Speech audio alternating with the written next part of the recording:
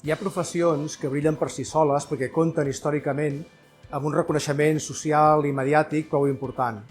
D'altres professions, per això, també igual d'essencials, se'ls ha de posar el focus a sobre per descobrir que també brillen.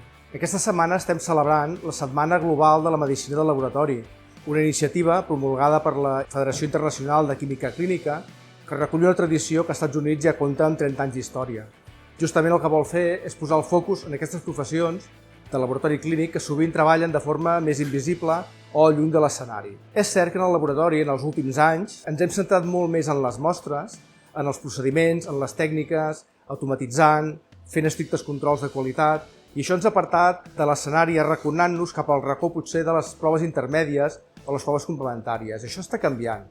La medicina actual és més preventiva, és una medicina de precisió, i és una medicina personalitzada. En aquest nou escenari, el laboratori és una peça clau perquè això pugui fer amb èxit. A DIBI, la xarxa de diagnòstic biomèdic i per la imatge, treballem per oferir una medicina de laboratori transformadora per a tots els centres assistencials de la xarxa. És per això que ens sumem en aquesta iniciativa que posa en valor el passat, el present i el futur del laboratori clínic. Perquè els laboratoris, com diu el lema d'aquesta campanya, salven vides.